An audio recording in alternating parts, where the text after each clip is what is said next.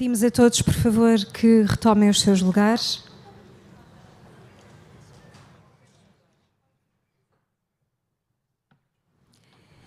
Com a autorização do Primeiro-Ministro, vamos dar início à cerimónia comemorativa dos 75 anos de fundação do Metropolitano de Lisboa. Esta sessão marca o início das comemorações da empresa que decorrerão ao longo de 2023. Abrimos a sessão com a visualização de um vídeo comemorativo do Metropolitano de Lisboa, intitulado O Metro dá Vida à Cidade.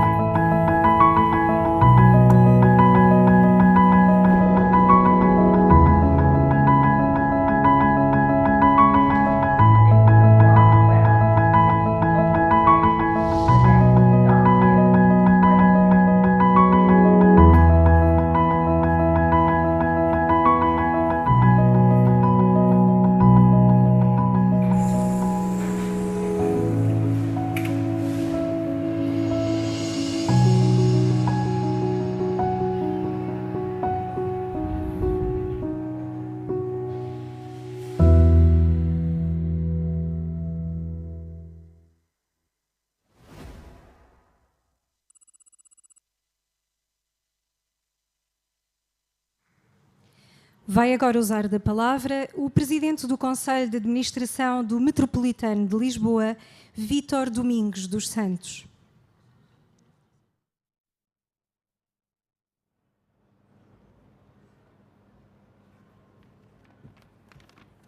Bom dia a todos e a todas.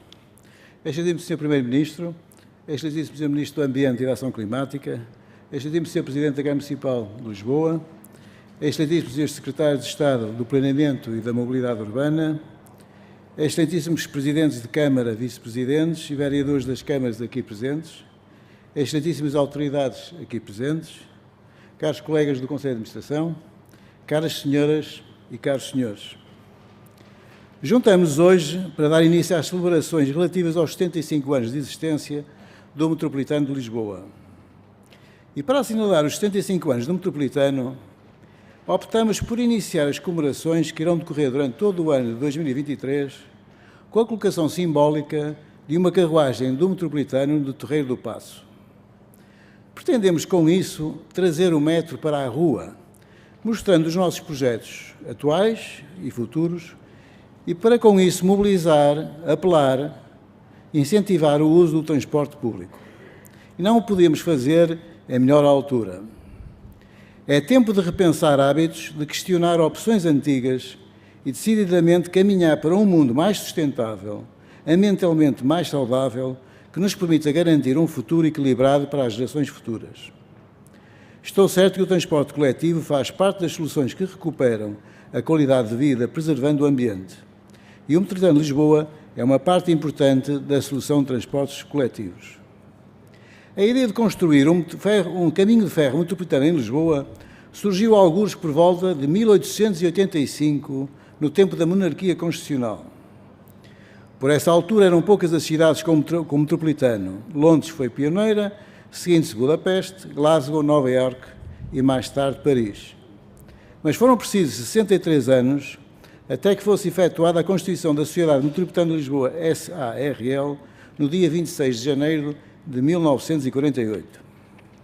A partir daí iniciaram-se os projetos, contrataram-se as obras e nos últimos dias de 1959 o Metropolitano abriu as suas portas com 6,5 km e 11 estações, entre Entrecampos, Restauradores, passando pela Rotunda, o hoje Marquês de Pombal, e entre Sete Rios e a Rotunda.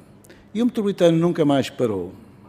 Fomos ao Cais de Sodré e a Santa Apolónia, à Expo e ao aeroporto, a Odivelas e à Reboleira. Nos seus 75 anos de história, o Metropolitano tem alguns presidentes de grande relevo, como sejam os seus fundadores, o engenheiro Ferreira Dias e o engenheiro Francisco de Melo Castro, e mais tarde o engenheiro Consigliere Pedroso, que foi convidado, mas por problemas de saúde não vai poder estar aqui, e que nos anos 80 levou o metro ao Rio e para a Expo. No livro História do Metropolitano de Lisboa, de Maria Fernanda Rolo, o engenheiro Consigliere Pedroso escreve no seu prefácio do volume 1 o seguinte texto: é hoje em dia universalmente reconhecido que os modos de transporte do tipo metropolitano, não utilizadores do bem ultravalioso que é o espaço urbano da cidade e não poluentes, são, em si mesmos, por circularem em sítio próprio subterrâneo, não só rápidos como eficazes. Como tal, é-lhes generalizadamente reconhecido o importante contributo que dão à melhoria da qualidade de vida das cidades, e tanto mais quanto, pelos seus padrões de atratividade, possam induzir transferências do transporte privado para o transporte público. Fim de citação. Mais de 20 anos passados, este texto resume de forma brilhante o propósito do metropolitano, ser o eixo central da mobilidade da área metropolitana de Lisboa. Por isso estamos a construir a linha circular cujas obras decorrem a bom ritmo. Estamos a ligar o Rato ao Cais de Sodré, com 2 novas estações na Estrela e em Santos, cuja abertura estimamos para 2024, incrementando o uso do transporte público em modo metropolitano em 9 milhões de passageiros. Projeto este financiado pelo POCUR e pelo Fundamental. Com a linha circular, com a nova sinalização, com o novo material circulante, estamos a redimensionar, reformular e transformar, estamos a ligar espaço e pessoas, a estabelecer novas ligações urbanas e suburbanas e a facilitar os acessos à cidade. Mas não paramos por aqui. Estamos aqui hoje, reunidos também, para festejar mais um marco na história do Metro de Lisboa, o lançamento do concurso do prolongamento da linha vermelha a São Sebastião e Alcântara. Esta extensão será uma realidade em 2026. Com cerca de 4 km de rede e 4 novas estações, Campo Lida Moreiras, Campo de Ourique, Infante Santo e Alcântara, é financiada pelo PRR e conta com financiamento europeu de 304 milhões de euros e um apoio financeiro estatal, público, nacional, de 101 milhões de euros. São 4 novas estações que completam a ligação do metropolitano à zona ocidental da cidade, potenciado na ligação atual ao conjunto de estações Alcântara-Mar e Alcântara-Terra e à futura linha intermodal ocidental, Liós, de ligação à Ajuda e a Oeiras. Alcântara será certamente um futuro interface de transportes relevante e, no seu conjunto, a linha vermelha aportará mais de 11 milhões de passageiros à rede metropolitana, reduzindo a emissão de CO2 em 6,2 mil toneladas só pela redução do transporte individual da cidade. E não ficamos por aqui. Em avaliação ambiental e também financiada pelo IRR, está o projeto de uma nova linha de transportes que batizamos de Linha Violeta, ligando os concelhos de Odivelas e Loures, o Hospital Beatriz Ângelo ao Infantado, numa linha de metro ligeiro com 13 km de extensão, maioritariamente à superfície e com 19 estações. Projeto que irá incluir o fornecimento de material circulante específico para essa linha. Está também para breve o lançamento do concurso. É inquestionável que o Metro de Lisboa desempenha um papel estruturante na mobilidade da nossa cidade. Servir Lisboa é a nossa missão. Aos seus trabalhadores e a todos aqueles que contribuem das mais diversas formas para fazer do Metropolitano de Lisboa uma empresa de qualidade e de confiança, em meu nome e em nome dos meus colegas do Conselho de Administração, os meus parabéns pelos 75 anos do Metropolitano de Lisboa. Muito obrigado.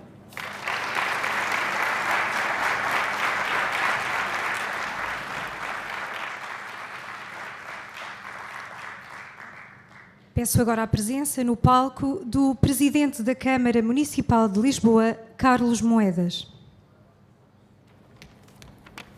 Bom dia, Sr. Primeiro-Ministro, gosto em vê-lo, Sr. Ministro do Ambiente, Sr. Presidente do Metropolitano, caros colegas autarcas, vereadores, presidentes de empresas, senhores presidentes das juntas de freguesia aqui presentes. No dia 26 de janeiro de 1948, passaram ontem exatamente 75 anos, compareciam como autorgantes o Tenente-Coronel Álvaro Salvação Barreto, Presidente da Câmara de Lisboa, e o Engenheiro José Nascimento Ferreira Dias Júnior, primeiro Presidente do Metropolitano de Lisboa, e Alexandre de Vasconcelos e Sá, também Administrador do Metro. Eram então assinadas as escrituras de constituição da Sociedade Metropolitana de Lisboa e da concessão a esta sociedade da exclusividade do Estudo Técnico e Económico do Metropolitano. A empresa, como dizia o Sr. Presidente, era para servir Lisboa, era para conceber e explorar um sistema de transportes coletivos fundado no aproveitamento do subsolo da nossa cidade e tinha o município como um pilar fundamental. Os trabalhos de construção iniciaram-se a 7 de agosto de 1955. 4 anos depois, em 29 de setembro de 59, o novo sistema de transporte foi inaugurado. E a cidade mudou. A cidade mudou para melhor. Foi a grande obra desta cidade. O Metropolitano de Lisboa veio tornar-se um fator determinante de desenvolvimento, traçando linhas de expansão urbanísticas, funcionando como um motor principal do sistema de transportes da nossa cidade, dada a sua segurança, a sua rapidez, a sua regularidade. Era a mudança da nossa cidade. E por isso a minha primeira palavra hoje é para os trabalhadores, para as trabalhadoras do metro. São eles que fazem esta realidade. Obrigado pela vossa dedicação àqueles que dedicam o seu dia-a-dia nesta obra, nesta empresa, neste trabalho à cidade. Como Presidente da Câmara, agradeço a todas as trabalhadoras e todos os trabalhadores. 75 anos depois, o metro continua a ser estratégico para a nossa cidade. E, por essa estratégia, exatamente para essa perspectiva, como Presidente da Câmara, eu, naquele primeiro ano, neste meu primeiro ano de mandato, tinha um objetivo único. E para esse objetivo eu tinha uma grande necessidade. Precisava da ajuda do metro. O meu objetivo era que os lisboetas fossem aqui líderes numa transformação única. Que essa mudança fosse que Lisboa tivesse transportes públicos gratuitos para os mais novos e para os mais velhos. Isso era o meu objetivo. E esse objetivo foi conseguido com a ajuda de muitos. Mas eu hoje queria aqui agradecer publicamente ao Vítor Santos, ao seu Presidente do Metro. Nós sabemos as conversas que tivemos, sabemos as dificuldades que encontramos e o Sr. Presidente foi uma ajuda extraordinária para uma medida que ficará para sempre. Minhas senhoras e meus senhores, valeu a pena. Valeu a pena. E agradeço também à Sra. Presidente da nossa área metropolitana tudo aquilo que fez e tudo aquilo que ajudou, porque hoje temos 70 mil pessoas em Lisboa que não pagam transportes públicos. 70 mil pessoas. É mais de 10% da nossa população. E veja ali o engenheiro Faustino, que trabalhou também lado a lado, todos os dias, para que isto acontecesse. Mas, sinceramente, um grande agradecimento àquilo que foi o trabalho que fizemos e ao seu apoio sempre incondicional. Hoje somos das poucas cidades na Europa, capitais, que têm transportes públicos gratuitos. Temos a cidade de Luxemburgo, temos Tallinn, temos em Malta, mas não se compara com a dimensão da nossa cidade. E esta medida não terá recuo. Esta medida é para o futuro, é uma medida da descarbonização da nossa cidade. E essa medida não terá recuo porque os investimentos estão a ser feitos. Estão a ser feitos para que os transportes públicos gratuitos sejam cada vez mais e melhores para a nossa cidade. E sem que isto implique aquilo que muitos pensavam, era que não haveria investimento. O investimento está aqui, está no metro, está na Carris, todos os dias. Todos os dias vamos continuar esse investimento. Mas o metro está em franca expansão. E muitos sabem aqui que em certos momentos, certas destas opções não mereceram o meu aplauso. Mas também todos sabem aqui, e hoje sabem no bem, que o Presidente da Câmara de Lisboa assume as responsabilidades, e assume essas responsabilidades por inteiro, assim como o fiz ontem, sobre a Jornada Mundial da Juventude. E a minha responsabilidade, Vítor Santos, é ir para a frente, estou consigo, estou com o metro, vamos para a frente, é muito importante para a cidade e aquilo que nós precisamos hoje é decidir, é fazer, é ir para a frente e aquilo que o metro está a fazer é ir para a frente com o apoio do Presidente da Câmara Municipal de Lisboa. Terá sempre o meu apoio para que o metro percorra os eixos vitais da nossa cidade, para que possamos ter exatamente aquilo que queremos, mas com assertividade, com a consciência da responsabilidade. E o tema é que esta empresa continue sempre a investir na nossa cidade. E tinha hoje exatamente por isso, por esta relação que nós temos entre a Câmara de Lisboa e o metro. Tinha um pedido a fazer ao Sr. Primeiro-Ministro, que o Sr. Primeiro-Ministro possa considerar no curto prazo a possibilidade de algo que eu penso que é essencial nesta nossa relação, a existência de um representante da Câmara Municipal no Executivo da Administração do Metro de Lisboa. Parece-me extremamente importante, porque isso faz parte da natureza da própria empresa, porque faz parte desta nossa relação, porque faz parte da capacidade de pensar a cidade. E o Sr. Presidente do Metro dizia-o bem, dizia exatamente que o metro foi criado para servir Lisboa. E por isso esse é um pedido, uma reflexão, obviamente, que já tinha transmitido, mas gostava aqui de transmiti-lo em público, porque é importante para o nosso futuro, é importante para os autarcas, é importante estarmos implicados exatamente naquilo que é o futuro dos nossos transportes. E, portanto, estou certo que o Sr. Primeiro-Ministro, como antigo Presidente da Câmara de Lisboa, percebe bem esta mensagem e que tomará em linha de conta este meu pedido. Mas hoje estamos aqui para dar os parabéns a todos e a todas, um grande obrigado e muitos parabéns por estes 75, que venham mais 75. Estamos juntos.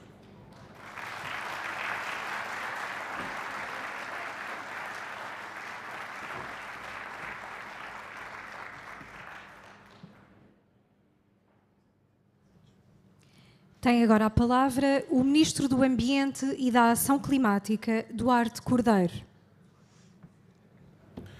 Muito bom dia, caro Primeiro-Ministro, caro Presidente da Câmara Municipal de Lisboa, caro Presidente da Área Metropolitana de Lisboa, caro Presidente da Câmara Municipal de Loures e de Odivelas, caros vereadores aqui presentes, caro Secretário de Estado da Mobilidade Urbana, caro Secretário de Estado do Planeamento, restantes equipas dos vários municípios, autoridades de transportes, caro Vítor Santos, Presidente do Metropolitano de Lisboa, quero, em nome do Presidente do Metropolitano de Lisboa, dar os parabéns a esta organização, a todos os que trabalham, todos os que dão todos os dias do seu melhor para servir a quem hoje beneficia do Metropolitano de Lisboa, nos concelhos de Lisboa, nos concelhos da Amadora, nos concelhos de Odivelas, nos concelhos de Loures. Muito obrigado a todos, sem exceção, do Metropolitano de Lisboa.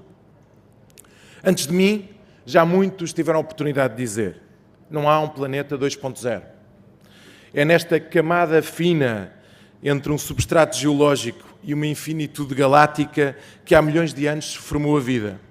E é esta fina camada e dos limites naturais do planeta que estamos confinados. Respeitar e preservar a biosfera não é matéria que mereça discussão, apesar de ressuscitarem aqui e ali os negacionistas das alterações climáticas. Mas nós, enquanto comunidade, recusamos regressar a um passado predatório, pouco exigente, sem métricas, sem avaliação, que socializa os custos ambientais, privatiza os recursos todos e que não cria esperança no mundo mais sustentável, no mundo melhor. No caso da mobilidade, a rejeição de um modelo que esgote os nossos recursos significa desembaraçar-nos de uma visão que faça da viatura particular o principal meio de transporte. Por isso, estamos a executar, ou temos comprometidos, investimentos até 2030 de cerca de 4,3 mil milhões de euros, que incluem várias iniciativas em todo o país. Linhas do metro de Lisboa e do Porto, o financiamento de autocarros de elevada performance ambiental, a compra de embarcações elétricas do Tejo, a aquisição de composições e sistemas de segurança para os metros, a construção de ciclovias ou mesmo o apoio à aquisição de viaturas elétricas. A aposta num transporte público acessível e de qualidade bem como na generalização dos veículos elétricos, que também podem ser usados de forma partilhada e autónoma, sem esquecer as formas de mobilidade ativa, como o uso da bicicleta ou as deslocações a pé, para os quais é imprescindível aquilo que é a estratégia municipal em cada concelho deste país, são fatores-chave para a sustentabilidade e para a descarbonização da mobilidade. Só assim vamos conseguir atingir o objetivo de menos 40% das emissões no setor dos transportes e da mobilidade até 2030. Só assim vamos a conseguir atingir o grande objetivo do país, que é chegarmos a 2050, eventualmente a 2045, como o Sr. Primeiro-Ministro já teve a oportunidade de terminar esse desafio com neutralidade carbónica. Infelizmente, os dados do Censo de 2021 sobre mobilidade mostram uma tendência que temos de contrariar. Se é certo que dizem respeito a um período afetado pela pandemia e por isso podem corresponder a uma visão distorcida do que se passou na última década, a verdade é que o quadro que traça não nos é favorável.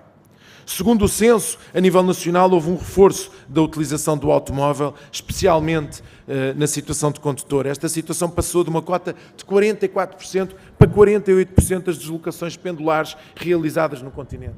O transporte coletivo perdeu a cota de mercado, passando de 25% para 20%, enquanto os modos ativos tiveram uma quebra mais ligeira de 17% para 16%.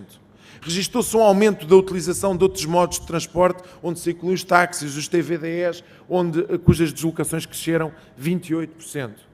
Nós temos a convicção que este é um panorama que só podemos mudar cumprindo ambiciosos critérios de descarbonização a que estamos comprometidos, com investimento, oferecendo mais e melhores ao que tem para se deslocar no espaço urbano e procurando estratégias com, nomeadamente, os atores ao nível local. Senhoras e senhores, a história dos 75 anos do Metropolitano de Lisboa, que tivemos a recordar e que vamos recordar durante a visita a esta exposição, e o seu futuro têm sido decisivos para consagrar as orientações que há pouco identifiquei na área metropolitana de Lisboa. O ano passado, o Metropolitano transportou 136 milhões de passageiros, valor 63% superior ao de 2021, mas ainda 26% aquém dos valores de 2019. Quando a operação dos transportes coletivos ainda não tinha sofrido com o impacto da pandemia. Só com o investimento que capacite e aumente a oferta podemos promover uma maior utilização do transporte público. E é o que estamos a fazer. As obras da linha circular, cuja conclusão está prevista para 2024, avançam a bom passo. Com este investimento de 331 milhões de euros, este prolongamento da rede contará com 2 novas estações, é cofinanciado pelo Fundo Ambiental, pelo Fundo de Coesão e pelo Orçamento de Estado. A Estação da Estrela terá o acesso à superfície pelo edifício da farmácia do antigo Hospital Militar da Estrela e será a mais profunda da rede, com cerca de 54 metros de profundidade. A Estação de Santos terá os acessos na Avenida Dom Carlos I e na Travessa do Pasteleiro. Segundo estimativas do Metro, no primeiro ano após a entrada de exploração, a linha circular vai permitir mais 47 milhões de novos clientes para o Metro de Lisboa. E mais do que tudo, mais 30 milhões de passageiros para a rede de transportes. E esta informação que vou dar a seguir é talvez a mais importante. Vai evitar a emissão de 5 mil toneladas de dióxido de carbono, com tudo o que significa para a qualidade de vida dos lisboetas, com tudo o que significa para os objetivos que nós pretendemos para o futuro mais ambiental, mais sustentável. Mas hoje assinamos o início do novo projeto, a Linha Vermelha, cujo percurso lançamos aqui, que terá 4 novas estações e uma extensão de 4 km. Prevê-se que capte por ano mais 25 milhões de passageiros e que evite 2 milhões de viagens de automóvel e uma emissão de 24 mil toneladas de dióxido de carbono. Por vezes nós não percebemos a importância que estes projetos têm nos resultados que nós temos que alcançar a nível nacional. E este é um projeto PRR, que terá que estar concluído até 2026, que implica um investimento de 500 milhões de euros com IVA incluído. Trará incómodos aos cidadãos de Lisboa, como todos os grandes projetos. Mas estes serão largamente superados pelos benefícios ambientais que nós temos pela frente. Foram salvaguardadas as questões mais polémicas e consensualizadas, procurar consensualizar com o poder local, nomeadamente com os organismos de Estado, as soluções para o Jardim da Parada, ou mesmo para o Baluarte do Livramento. Igualmente financiado pelo PRR e decisivo para a área metropolitana de Lisboa será o concurso do metro de superfície entre Odivelas e Loures, que deverá ser lançado este ano, estando já a decorrer a consulta pública ambiental do projeto. Designada, como aqui foi dito pelo Presidente do Metro, a linha violeta. Esta nova oferta acrescentará uma ligação rápida e estruturante entre importantes polos de 2 municípios, estendendo-se num corredor em C, ligando o Hospital Beatriz Ângelo ao Infantado, com transbordo de interface para Lisboa, na estação do metro de Odivelas. Dada aquilo que é a orografia do território, onde se desenvolve o metro ligeiro, com diferentes e significativas diferenças de altimetria, alguns dos troços terão de ser vencidos através de túneis.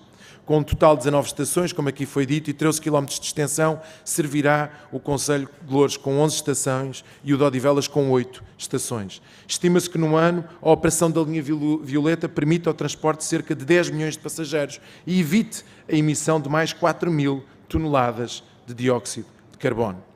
O valor de investimento será de perto de 250 milhões de euros, que estamos numa fase de revisão, porque temos que adaptar, obviamente, o projeto às características que eu referi a seguir.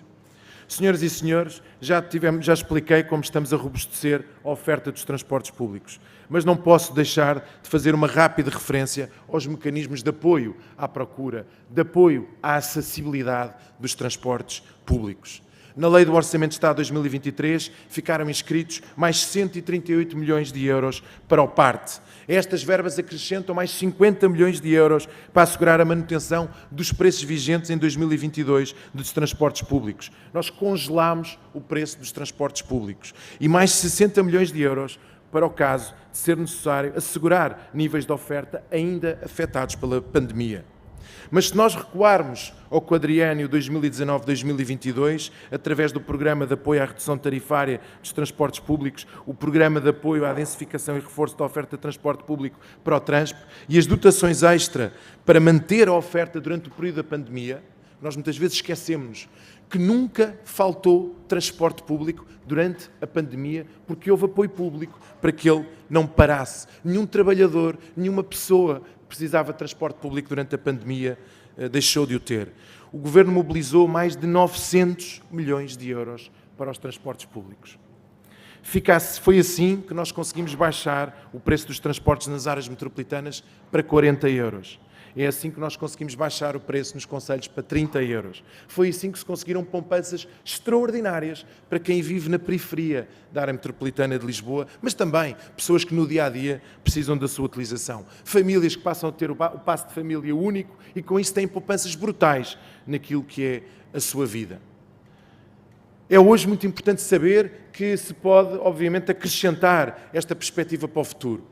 Mas nós congelámos os transportes públicos, fizemos este grande investimento na acessibilidade. E agora o caminho é o alargamento da oferta para conseguirmos atingir as metas ambientais a que nós todos estamos comprometidos.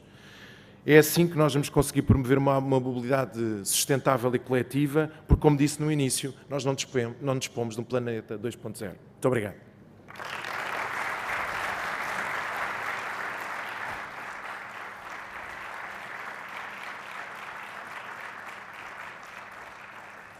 Vai agora usar da palavra o Primeiro-Ministro António Costa. Muito bom dia a todos, Sr. Presidente da Câmara Municipal de Lisboa, Sr. Presidente da Área Metropolitana de Lisboa e da Câmara Municipal da Amadora, Srs. Presidentes da Câmara Municipal de Loures e de Odivela, demais autarcas aqui presentes, Sr. Presidente do Metropolitano de Lisboa, Sr. Presidente do CTT. Portugal foi, logo em 2016, o primeiro país do mundo a se comprometer com o objetivo de atingir a neutralidade carbónica em 2050. Foi na COP de Marrakech.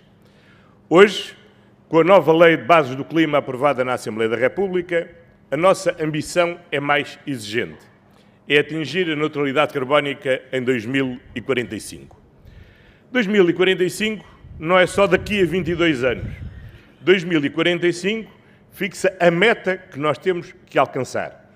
E para alcançarmos essa meta em 2045 é absolutamente decisivo aquilo que façamos hoje, amanhã e depois de amanhã. Porque para chegarmos a 2045 é preciso fazer hoje e investir hoje.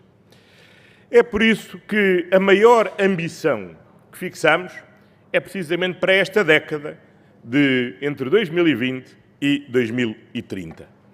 Para atingirmos a neutralidade carbónica, temos que agir sobretudo em duas dimensões. Uma e fundamental, a energia. Outra, a mobilidade, visto são as duas grandes fontes de emissões de gases com efeito de estufa. Quanto à energia, felizmente começámos o trabalho bem cedo, há mais de 15 anos.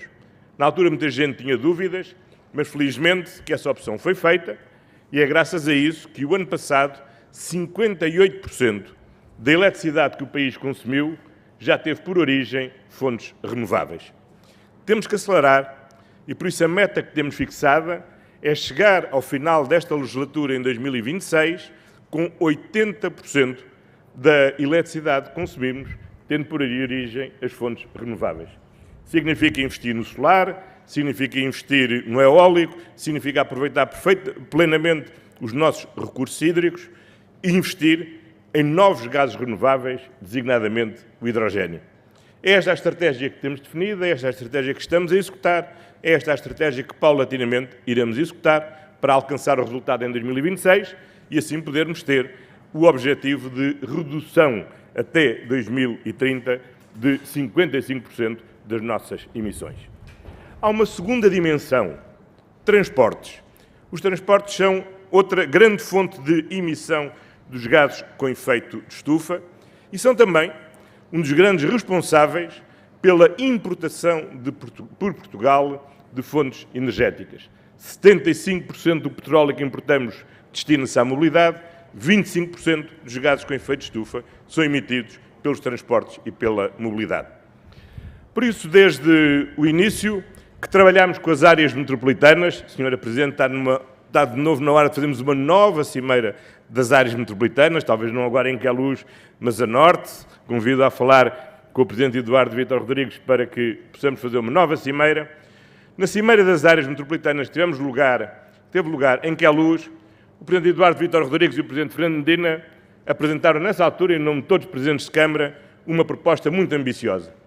Um grande programa de redução do custo do transporte nas áreas metropolitanas e a criação do passe único. Era uma velha ambição, nunca concretizada. Não havia dezenas de títulos de transporte em concorrência nas áreas metropolitanas, concorrendo entre si, mas somando na carteira dos utilizadores. Com o lançamento do PARTE único, através do PARTE, nós conseguimos uma redução histórica do custo do transporte público e da mobilidade em toda a área metropolitana. É evidente que quanto mais longe está do centro, maior foi o benefício. Quem vem de Setúbal para Mafra ou de Mafra para Setúbal teve a redução máxima, quem vem de Mafra ou de Setúbal para Lisboa teve uma redução quase máxima e, obviamente, quem está no centro teve o menor diferencial de ganhos.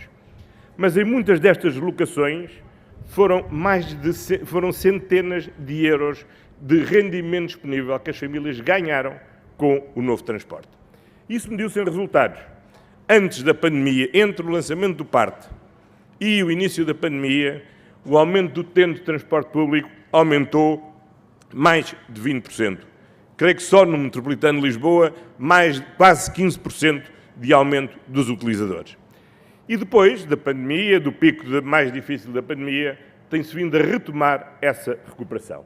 Essa foi uma medida fundamental para melhorar as condições de vida das famílias portuguesas e também para que as famílias portuguesas tenham maior acesso ao transporte público. Mas há depois outra componente essencial, é melhorar o próprio transporte público, aumentar a oferta do transporte público. Esse é um esforço e um investimento que está a ser desenvolvido a nível nacional. Desde logo, com os grandes projetos relativos à ferrovia, que serão seguramente no futuro o grande meio de transporte de longa distância no nosso país. E essa aposta está a ser feita, estamos a realizar o maior investimento dos últimos 100 anos na ligação até à fronteira do Caia, e temos o programa Ferrovia 2020 a ser executado. e o programa Ferrovia 2030, neste momento em debate público. E o investimento na ferrovia não é só um investimento numa nova modalidade de transporte, significa mesmo a construção de um cluster industrial na área da ferrovia. Esse cluster está a nascer, está a crescer e vai ser seguramente um dos maiores contributos para que a economia portuguesa aumente o seu perfil e possamos ter bens de maior valor acrescentado a serem produzidos em Portugal. Mas claro que todos sabemos, à escala mundial, que os grandes locais de produção e de emissões de CO2 são mesmo as cidades. E, portanto, o transporte público urbano é absolutamente crucial. E é crucial intervir de norte a sul. No Porto temos neste momento em obra 2 novas linhas de metro. Já começaram a chegar as novas composições do metro do Porto. Houve uma renovação muito significativa das viaturas dos STCP. Está neste momento já em fase de projeto uma 3ª linha de metro. E está a entrar em obra muito brevemente um BRT a funcionar no interior da cidade do Porto. Um pouco mais a sul está em pleno desenvolvimento o sistema de mobilidade de Mondego, ligando todo o sistema periurbano entre Lausanne e a cidade de Coimbra e alterando profundamente a mobilidade no interior da cidade de Coimbra. A sul, no âmbito do PT 2030, está já aprovado um sistema de metrobus que ligará Olhão, Faro e Lolé, servindo em particular 2 polos, o polo da Universidade do Algarve e o polo do aeroporto Sacadura Cabral. E isto significa que este investimento no transporte público urbano é absolutamente crucial. E, naturalmente, não podíamos deixar de fora a cidade de Lisboa. E foi por isso que, quando discutimos o Plano de Recuperação e Resiliência, nós compreendemos que, entre as vulnerabilidades onde era necessário intervir, era reforçar a necessidade do metropolitano de Lisboa. Já tínhamos em curso a linha circular, já tínhamos em curso o concurso para as novas composições, que brevemente estão a chegar, já tínhamos em curso o concurso para os primeiros cacilheiros elétricos, que brevemente também começarão a chegar, mas era preciso fazer mais. E por isso demos o passo de incluir no Programa de Recuperação e Resiliência a extensão da linha vermelha. Uma das mais antigas ambições da cidade de Lisboa, uma das mais antigas necessidades dos lisboetas. A zona ocidental da cidade passar definitivamente a ser servido também por um meio pesado de transporte.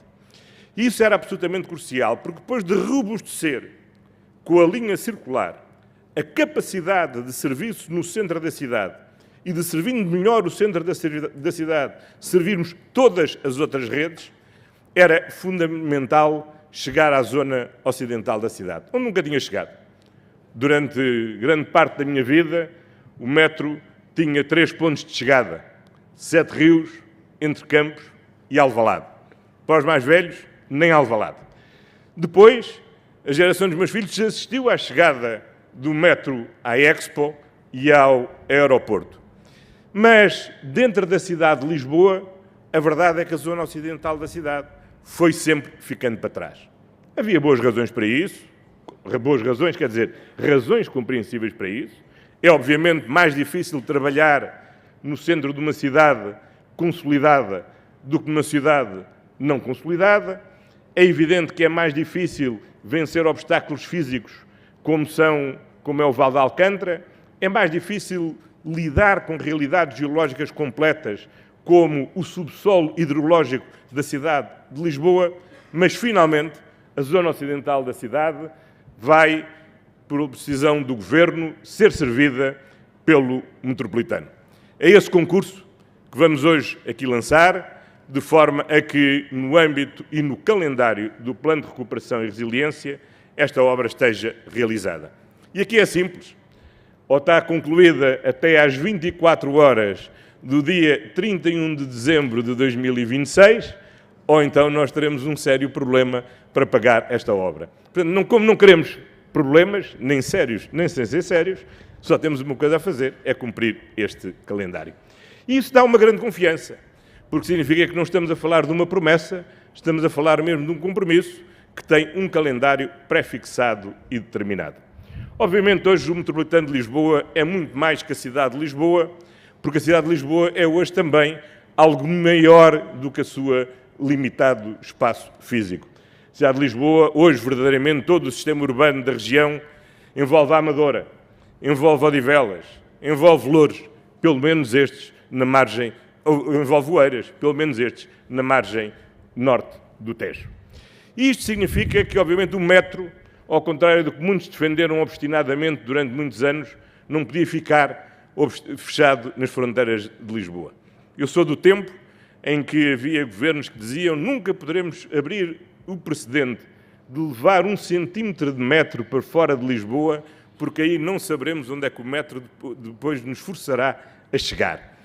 A verdade é que foi possível, e foi duro, que o metro vencesse as fronteiras da cidade, vencesse as fronteiras da antiga estrada militar e descesse e vencesse o desnível orográfico entre a cidade de Lisboa e Odivelas, e o metro chegou a Odivelas.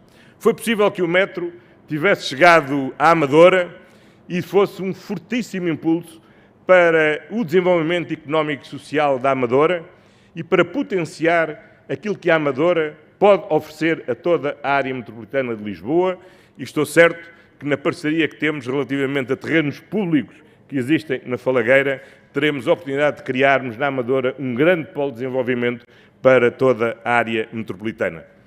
Mas há mais área metropolitana para além de Odivelas e para além da Amadora. E por isso é fundamental hoje termos outra ambição. E por isso, no Plano de Recuperação e Resiliência, o Governo também decidiu incluir a extensão de uma linha de metro ligeiro de Odivelas até Loures, através de todo o Planalto da Caldeira, servindo o Hospital Beatriz Ângelo, servindo a cidade de Loures e chegando mesmo ao outro lado da cidade de Loures, para além da autoestrada, que é o Infantado. Serão, por isso, anos muito exigentes para o metropolitano e queria aqui manifestar a minha profunda confiança no Sr. Presidente do Metro, em toda a sua equipa e em todos aqueles que trabalham no Metropolitano de Lisboa. Eu recordo-me ainda como, depois de anos e anos e anos de investimento parado no Metropolitano, qual foi o primeiro concurso que fomos abrir naquele auditório que fica na estação do Alto dos Moinhos. Na altura não havia condições para lançar novas linhas, nem novas composições, mas era preciso voltar a investir no metro, depois de anos de desinvestimento, e começar por investir naquilo que é mais importante em tudo na vida, e desde logo nos sistemas de transporte, na sua segurança. E o primeiro concurso que abrimos foi precisamente o da recuperação do sistema semafórico, do sistema de travagem e do sistema de segurança do Metropolitano de Lisboa, que hoje, problema resolvido, podemos dizê-lo, era um risco efetivo para a operação cotidiana do metro. Felizmente virámos essa página, já não precisamos de investir só nos semáforos e nos sistemas de travagem. Hoje estamos a investir já numa obra que está em construção. Nós hoje podemos lançar uma nova linha em construção. Nós estamos já a aguardar as novas composições e por isso é com confiança que podemos encarar o futuro. E temos que criar essa confiança, porque quando se fala em 2050, uns acham que já não é para nós. Outros acham, sabe-se lá o que é que vai acontecer até lá. E a única forma de todos sentirmos que vale a pena mesmo cada um fazer aquele pequeno gesto que pode contribuir para a diminuição das emissões de CO2 é mesmo percebermos que esta é mesmo uma viagem que já começamos, que está em curso, que tem as estações devidas para parar quando é necessário parar, mas que também tem as condições de segurança para continuarmos a avançar. E lançarmos esta nova linha vermelha, a extensão da linha vermelha hoje, é seguramente um grande sinal de confiança de que nos próximos 4 anos vamos dar um passo gigante para reduzir as emissões de CO2 aqui na cidade de Lisboa. Por isso, a todas e a todos, aqueles que trabalham no Metropolitano de Lisboa, os meus agradecimentos e os desejos de continuação de um bom trabalho. Vamos a isso. Muito obrigado. Peço ao Sr. Primeiro-Ministro que se mantenha em palco, por favor, e chamo o Sr. Ministro do Ambiente e da Ação Climática e o Sr. Presidente do Conselho de Administração do Metropolitano de Lisboa. Vamos proceder ao lançamento formal do concurso público do prolongamento da linha vermelha de São Sebastião a Alcântara. Este prolongamento terá 4 novas estações, mais 4 km de rede e irá servir zonas de Lisboa densamente povoadas. Deu o dó para fazermos a contagem. Não, vamos ver se depende da sua voz do meu dedo. Vai lá, vamos lá ver o que é que depende. 3, 2, 1, 0. Vamos a isso. Funcionou. E o concurso já se encontra online para consulta pública. Pedia aos senhores para se manterem em palco. Vamos agora proceder à cerimónia de entrada em circulação do inteiro postal da República com que os CTT Correios de Portugal homenageiam os 75 anos do Metropolitano de Lisboa. Chamo ao palco o diretor de filatelia dos CTT, Raul Moreira. Os postais vão ser carimbados e assinados. Passo a palavra ao Raul Moreira. Senhor, Tudo bem. obrigado. Sr. Presidente do MET, como está? Como está também o Sr. Ministro? Posso pedir para chegar aqui ao pé de nós o Sr. Presidente Executivo do CT Correios de Portugal, que vai também colaborar na cerimónia. 1 minuto só para os senhores perceberem o que vamos fazer, mas permitam, primeiro que tudo, que na pessoa do Sr. Primeiro-Ministro eu dei as boas-vindas e saúde a todas as ilustres senhoras e senhores que estão aqui connosco. Muito obrigado e bem-ajam por ter associado os Correios a esta vossa iniciativa, a esta vossa efeméride. O que vamos fazer é revisitar um acontecimento que se deu em Portugal há 170 anos, no Palácio das Necessidades, sendo Rainha Dona Maria II, quando na altura o seu marido Dom Fernando II, já era rei júri uxóris de Portugal, decidiu pôr em prática a reforma postal à moda dos ingleses e desta forma adotar o selo postal como forma de pagar antecipadamente o transporte das mensagens postais, que naquela altura, como se recordam, ou se não se recordam porque não estavam vivos, mas como se calhar sabem, era paga pelo destinatário da mensagem e não por quem a recebia, não é? Imaginem os senhores, estamos todos em casa, aparecer lá uma carta, escrita à autoridade tributária, não, desculpe, isto não deve ser para mim, não vai tudo, não podia ser. Bom, então o que se passou foi que... Depende do mês. O que se passou foi que o Superintendente-Geral de Correios, Telégrafos e Faróis dirigiu-se ao Palácio das Necessidades, falou com o Dom Fernando de Saxe-Coburgo, mostrou-lhe a primeira folha de selos de Dona Maria que ia entrar em circulação. O rei gostou do assunto, perguntou o que é que ia acontecer e ele dizia, bom, Majestade, os selos para circular têm que ser marcados e lá foram pela primeira vez carimbados, foram marcados. Nós vamos então fazer aqui a mesma cerimónia, pedindo aos senhores que aqui estão que façam o favor de primeiro carimbar e depois assinar os postais que forem carimbados. Vou tratar de preparar a mesa para essa operação.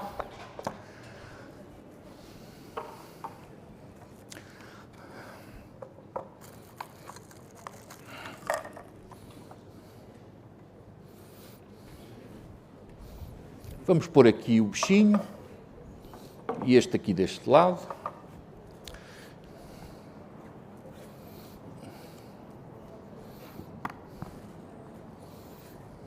Não se importa de segurar, por favor.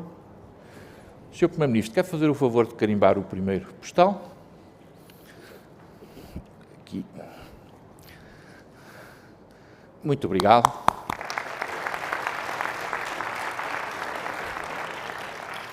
O Sr. Primeiro-Ministro faz isto há tanto tempo que no dia em que eu me formar vai-me substituir com muita vantagem, não é?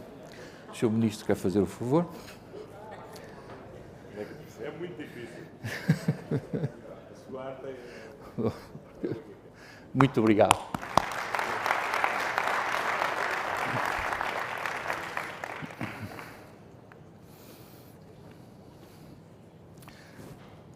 Sr. Presidente do Metro, por favor. E aqui no céu. Muito obrigado.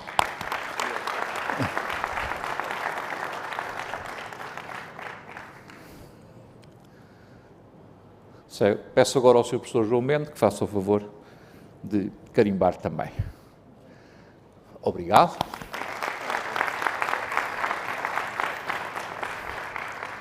E agora vamos assinar. Como o espaço é relativamente limitado, eu se calhar ia pedir que assinássemos 2 a 2. Pedi ao Sr. Primeiro-Ministro e ao Sr. Ministro que se colocassem numa das arestas do cubo e eu vou-lhes dar os postais, neste caso, para assinar. Portanto, o Sr. Primeiro-Ministro assina e depois passa para o Sr. Obrigado. Eu tenho que aprender agora o seu ofício. Diga-me, onde é que... Aqui em cima. Aqui em cima. Muito bem, para dar para todos. E eu vou ali alimentar esta linha de produção. O Primeiro-Ministro pode continuar a assinar.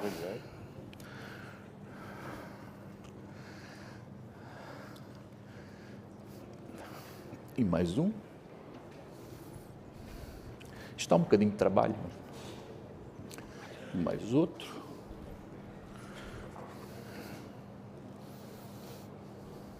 E mais outro ainda.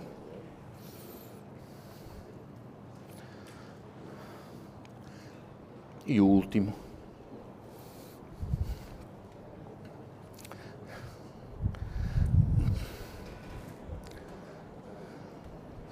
Muito obrigado, agradeço que se mantenham aqui. E agora passamos à segunda equipa. Portanto, o Sr. Presidente do MET, o Sr. Presidente do CTT, começa por assinar ali o Sr. Presidente. Ok. Depois passa para ali.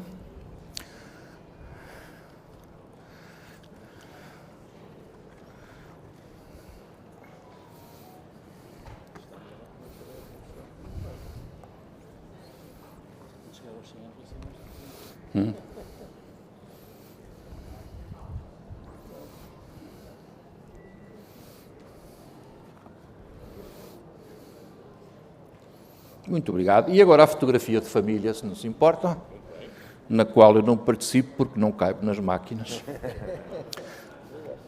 A mais bonita é esta aqui. Olha, uma assim. É que vale mais dinheiro daqui a uns anos.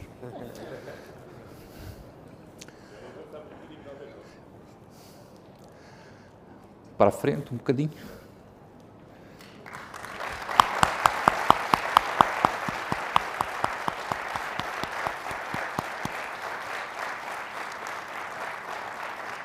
Muito obrigado a todos. Bem-ajam. Um gosto. Obrigado. Passamos agora ao momento da inauguração da exposição O Metro dá Vida à Cidade, no interior da carruagem, que estará patente até ao próximo dia 28 de fevereiro. Pedi aos senhores Primeiro-Ministro, Ministro do Ambiente e da Ação Climática e Presidente do Metropolitano de Lisboa para se dirigirem, por favor, à carruagem. Pedia aos restantes convidados que se mantivessem, por favor, sentados.